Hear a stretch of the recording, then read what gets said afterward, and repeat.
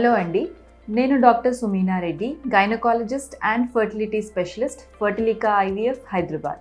ఇవాళ మనం ఐవీఎఫ్ అనే ప్రొసీజర్ ఎందుకు ఫెయిల్ అవుతుంది, అంటే ఐవీఎఫ్ ప్రొసీజర్కి ఫెయిల్ అవ్వడానికి గల రీజన్స్ ఏంటి అనే దాని గురించి మాట్లాడుకుందాం. ఐవీఎఫ్ ప్రొసీజర్లో ముఖ్యంగా 2 భాగాలు ఉంటాయి. ఫస్ట్ది ఎంబ్రియో తయారు చేయడం, అంటే పిండం తయారు చేయడం. సెకండ్ది ఈ ఎంబ్రియోని గర్భసంచి లోపల ప్రవేశపెట్టడం. ఫస్ట్ ప్రొసీజర్లో మనం భార్య నుంచి తీసుకున్న గుడ్లలో భర్తది శుక్రకణాలు ఇంజెక్ట్ చేసి ఎంబ్రియోని తయారు చేయడం జరుగుతుంది.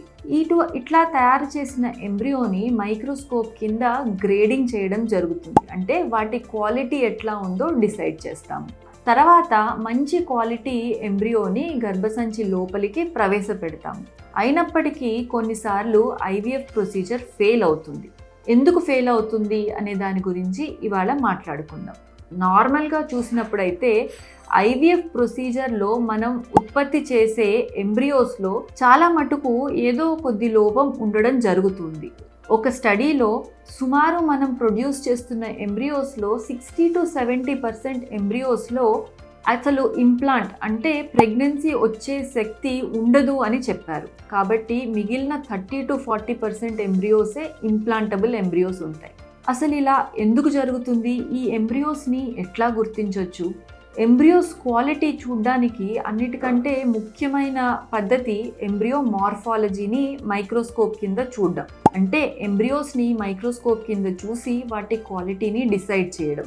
మనము గుడ్డులోకి భర్త శుక్రకణం ఇంజెక్ట్ చేసిన తర్వాత నెక్స్ట్ 1 రోజు లోపు ఫర్టిలైజ్ అయ్యిందా లేదా తెలుస్తుంది.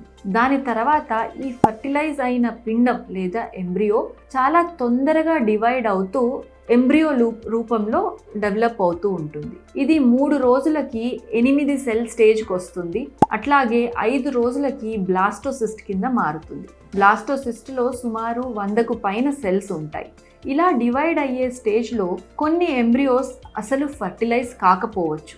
ఇటువంటి ఎంబ్రియోస్ని ట్రాన్స్ఫర్ అసలు చేయకూడదు. రెండవది, ఫర్టిలైజ్ అయిన ఎంబ్రియోస్ చాలా స్లో గ్రోత్ని చూపిస్తాయి. అంటే 3వ రోజుకి 8 సెల్స్ బదులు 4 సెల్స్ మటుకే ఉండడము, ఇటువంటి ప్రాబ్లమ్స్ చూస్తాం. మూడవది, అప్పుడప్పుడు ఎంబ్రియో ఫామ్ అవుతుంది కానీ ఒక స్టేజ్కి వచ్చి అరెస్ట్ అయిపోతుంది. అంటే మనకు 2 సెల్స్ 3 సెల్స్ ఆర్ 4 సెల్స్ స్టేజ్కి వచ్చి ఆగిపోతుంది, తర్వాత డెవలప్మెంట్ జరగదు.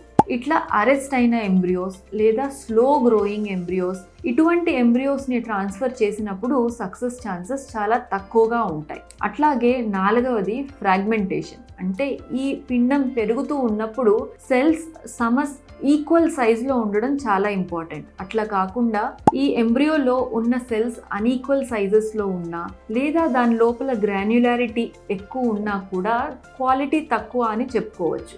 ఇటువంటి డిఫరెంట్ సైన్స్ మైక్రోస్కోప్ కింద చూసి ఎంబ్రియో క్వాలిటీని డిసైడ్ చేయడం జరుగుతుంది. సో మనకు స్లో గ్రోయింగ్ ఎంబ్రియోస్ కానివ్వండి, అరెస్టెడ్ ఎంబ్రియోస్ కానివ్వండి, లేదా ఫ్రాగ్మెంటేషన్ ఉన్న ఎంబ్రియోస్ని ట్రాన్స్ఫర్ చేసినప్పుడు సక్సెస్ రేట్స్ తక్కువ ఉంటుంది. దాంతోపాటు కొన్నిసార్లు ఎంబ్రియో చూడడానికి చాలా పర్ఫెక్ట్గా ఉంటుంది, మంచి గ్రేడ్తో ఉంటుంది, అయినా ట్రాన్స్ఫర్ చేసినప్పుడు సక్సెస్ అవ్వదు.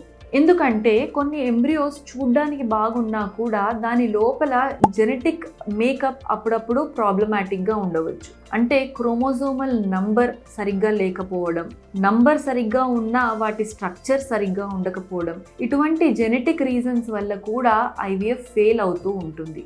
సో ఇటువంటి ఎంబ్రియోస్ని సెపరేట్ చేయడానికి పీజీటీ టెస్ట్, అంటే ప్రీ ఇంప్లాంటేషన్ జెనెటిక్ టెస్ట్ అనేది చేస్తారు. దీనిలో ఆ పుట్టబోయే బేబీకి జెనెటిక్ కండిషన్స్ కరెక్ట్గా ఉన్నాయా, క్రోమోజోమల్ నంబర్లో ప్రాబ్లం ఉందా, స్ట్రక్చర్లో ప్రాబ్లం ఉందా అని ముందరే చెక్ చేసి అంతా బాగా పర్ఫెక్ట్గా ఉన్న ఎంబ్రియోనే లోపలికి ట్రాన్స్ఫర్ చేయడం జరుగుతుంది. ఇలా చేయడం ద్వారా ఐవీఎఫ్ సక్సెస్ రేట్ని మనం కొంచెం ఇంప్రూవ్ చేయవచ్చు. ఫైనలీ ఐవీఎఫ్ ఫెయిల్ అవ్వడానికి అనదర్ కండిషన్ గర్భసంచి లోపలి పొర సరిగ్గా ఉండకపోవడం, లేదా గర్భసంచి లోపల ఫైబ్రాయిడ్స్ అంటే కణుతులు కానివ్వండి, సెప్టమ్ అడ్డుపొర కానివ్వండి, ఇటువంటివి ఉన్నప్పుడు కూడా ఐవీఎఫ్ ఫెయిల్ అవుతూ ఉంటుంది. అనదర్ థింగ్, అడ్హెషన్స్ అంటే గర్భసంచి లోపల అతుకులు ఉన్నా కూడా ఐవీఎఫ్ ఫెయిల్ అవుతూ ఉంటుంది.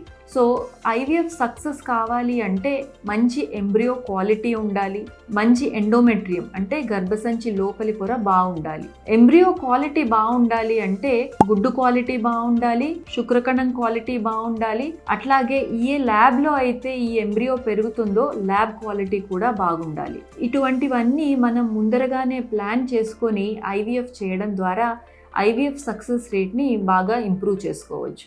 Thank you.